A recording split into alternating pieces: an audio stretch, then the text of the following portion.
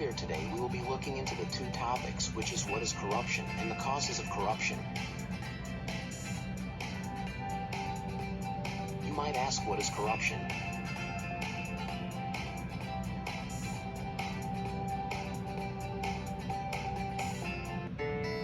Corruption is defined as the abuse of power, usually by public officials or others in positions of responsibility, for personal benefit or selfish reasons.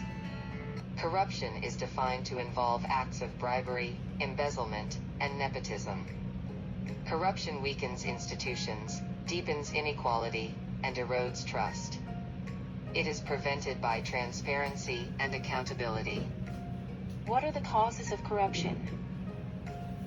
The first causes is economic factors. Corruption often arises where there are economic benefits to be gained, such as in environments with monopolies or high levels of government intervention. It include interest rates, tax rates, government policies, wages, inflation, and exchange rates.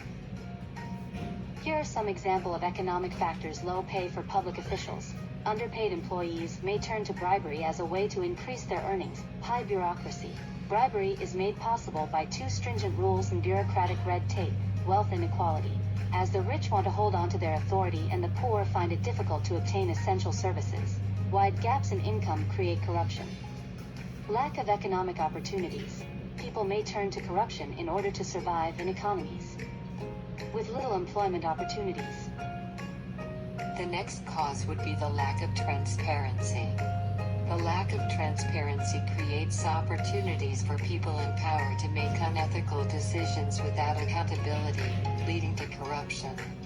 For example, government institutions, businesses, and other organizations do not openly share information about their activities, decision-making processes, or financial transactions.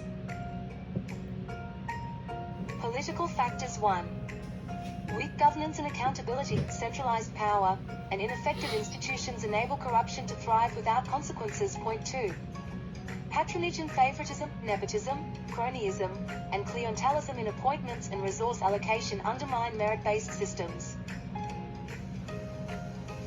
3.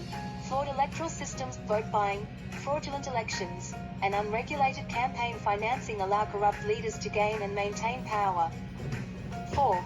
Lack of political will and reform. Leaders often prioritize personal or political gain over public welfare, failing to enforce anti-corruption measures effectively. The next causes of corruption is cultural acceptance of corruption. Cultural acceptance of corruption occurs when unethical practices become normal in society.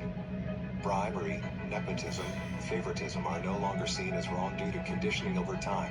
These practices turn into social norms, making them difficult to challenge and widely accepted for generations. One of the examples is workplace favoritism. In a company, employees routinely give gifts to their boss in exchange for promotions, reinforcing a culture of favoritism. For an example, in company XYZ, employees give gifts to their boss to gain promotions and benefits, prioritizing personal connections over skills. This leads to demotivation, an unfair workplace, and loss of talented employees, ultimately reducing productivity and reinforcing corruption. Now, I am going to talk about the penalty under the MACC, which is known as Malaysian Anti-Corruption Commission Section 17 Act. The penalty are a fine not less than 10 times the sum of the gratification or Rm 1 million, whichever is higher, or imprisonment not exceeding 20 years.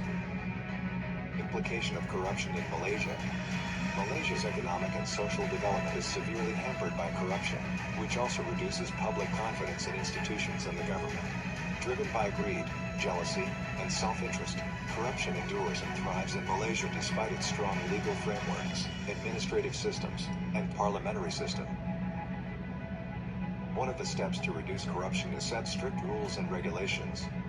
Next, teachers must teach students not to involve in any bribery or corruption.